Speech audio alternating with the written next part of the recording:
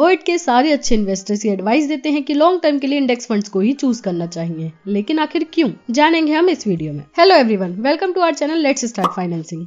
आप सभी ने ये सुना होगा कि इन्वेस्टमेंट के लिए इंडेक्स फंड सबसे बेस्ट ऑप्शन है, लेकिन ऐसा क्यों, ये शायद आप नहीं जानते होंगे।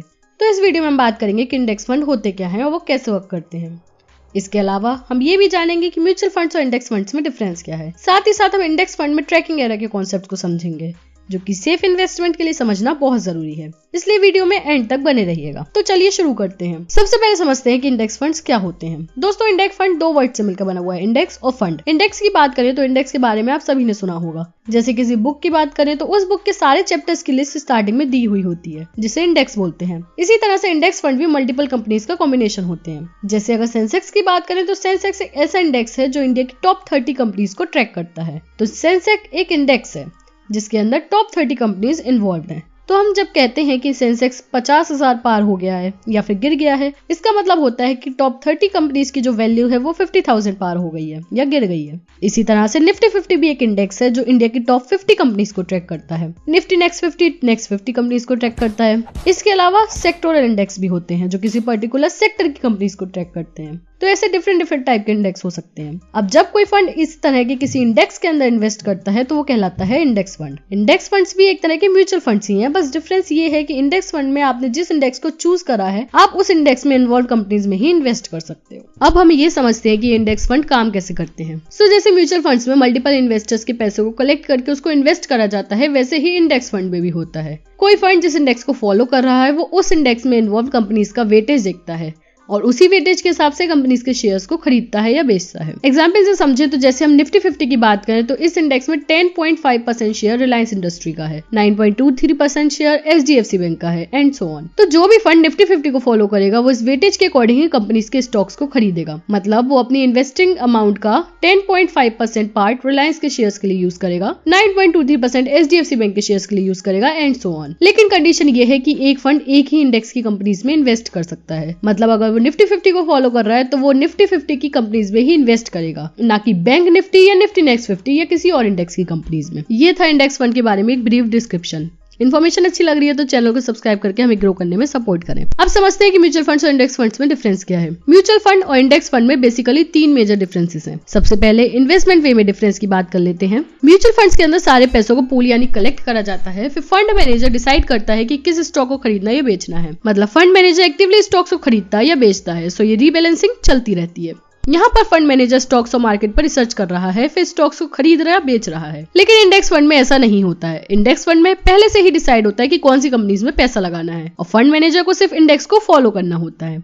तो इंडेक्स फंड में पैसिव फॉर्म ऑफ इन्वेस्टिंग होती है, क्योंकि यहाँ पर फंड मैनेजर को अपना दिमाग नहीं लगाना। दूसरा डिफरेंस आ जाता है पोर्टफोलियो रीबैलेंसिंग का। म्यूचुअल फंड में पोर्टफोलियो रीबैलेंसिंग चलती रहती है, क्योंकि यहाँ पर फंड मैनेजर अपने अकॉर्डिंग स्टॉक्स को खरीदता या बेचता रहता है। तो कंपनी की परफॉर्मेंस, सेक्टर की परफॉर्मेंस, इकोनॉमी की परफॉर्मेंस, ये सब फैक्टर्स फंड मैनेजर के डिसीजंस को अफेक्ट करते हैं। तो रीबैलेंसिंग काफी ज्यादा रहती है। वहीं इंडेक्स फंड में हमें इंडेक्स को ही फॉलो करना है और इंडेक्स में जनरली क्वार्टरली अपडेट या चेंजेस होते हैं। तो उसी हिसाब से अगर कुछ चेंज होता है तो इंडेक्स में तभी सिर्फ पोर्टफोलियो रीबैलेंसिंग होती है, वो भी अगर करनी पड़े तो। अब तीसरा और सबसे बड़ा डिफरेंस टिपिकल म्यूचुअल फंड और इंडेक्स फंड का जो है वो है एक्सपेंस रेशियो का, यानी फंड के चार्जेस क्या हैं। अब म्यूचुअल फंड्स के अंदर बहुत सारी एक्टिविटीज इन्वॉल्व हैं। फंड मैनेजर्स की एक टीम इन्वॉल्व रहती है, काफी रिसर्च वगैरह इन्वॉल्व रहती है। इसके अलावा market expenses, admin expenses and so on, ये सब भी होते हैं। तो ये एक एक्टिव फॉर्म ऑफ इन्वेस्टिंग हो जाती है, जिस वजह से म्यूचुअल फंड के एक्सपेंस रेशियो ज्यादा होते हैं। ये रेशियो जनरली 1 to 1.5% का होता है, बट कुछ केसेस में 2% तक भी पहुंच जाता है। लेकिन इंडेक्स फंड में ये सारी एक्टिविटीज इन्वॉल्व नहीं होती,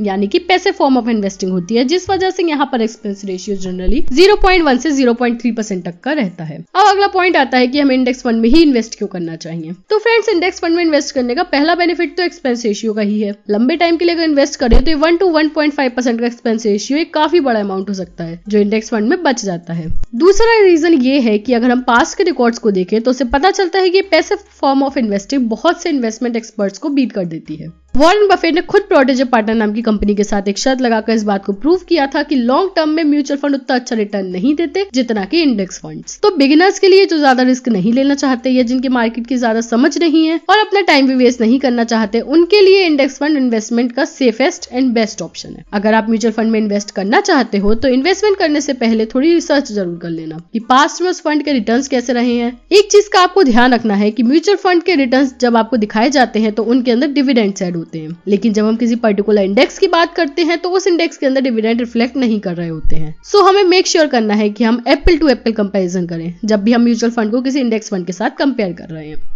अब इंडेक्स फंड के अंदर इन्वेस्टमेंट करने से पहले एक चीज समझनी बहुत जरूरी हो जाती है और वो है ट्रैकिंग एरर। ट्रैकिंग एरर को समझने से पहले हमें ट्रैकिंग रेफरेंस को समझना होगा। इसको एक एग्जांपल से समझते हैं। मान लीजिए निफ्टी 50 ने एक साल में ऑन एन एवरेज 15% के रिटर्न्स दिए, लेकिन जो इंडेक्स फंड निफ्टी 50 को फॉलो करता है उसने 14.5% के रिटर्न्स दिए। तो ये 0.5% का जो डिफरेंस आ जाता है वो कहलाता है ट्रैकिंग डिफरेंस। यानी निफ्टी 50 इंडेक्स और उस इंडेक्स को फॉलो करने वाले फंड के रिटर्न्स के बीच में जो डिफरेंस है वो है ट्रैकिंग डिफरेंस। ट्रैकिंग एरर होती है volatility in this tracking difference, यानी कि ये tracking difference over the years कितना ऊपर नीचे होता है वो होती है ट्रैकिंग एरर। जैसे मान लेते हैं किसी एक साल की ट्रैकिंग डिफरेंस आया 0.5% का, बट अगले साल यही डिफरेंस हो जाता है 0.7% का और फिर नेक्स्ट ईयर अगेन ये हो जाता है 1% का। ऐसे ही हर साल ये डिफरेंस कभी कम कभी ज्यादा हो रहा है, यानी इसके अंदर वॉलेटिलिटी आ गई। इसे हम कहते हैं टेक्निकल भाषा में स्टैंडर्ड डेविएशन। तो अगर हम पिछले 4 से 5 साल का ट्रैकिंग डिफरेंस देखें और ये डिफरेंस हर बार अलग अलग आ रहा है तो इसका मतलब है उस फंड के रिटर्न्स में कंसिस्टेंसी नहीं है और उनके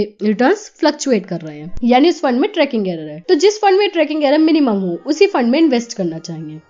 एक चीज याद रखिएगा, ये ट्रैकिंग एरर किसी भी फंड की 0 नहीं हो सकती, क्योंकि किसी भी फंड को 100% सही तरह से फॉलो करना पॉसिबल नहीं है।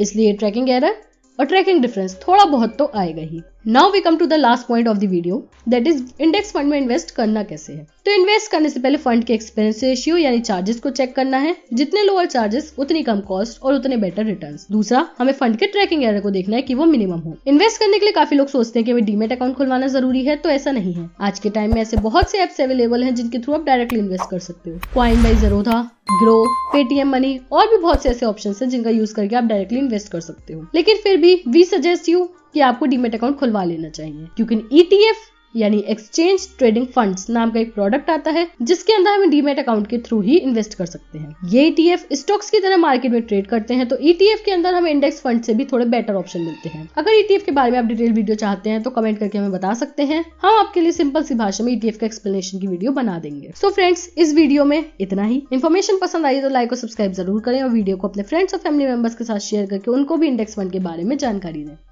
मिलते हैं अगली वीडियो में। Thank you, have a nice day.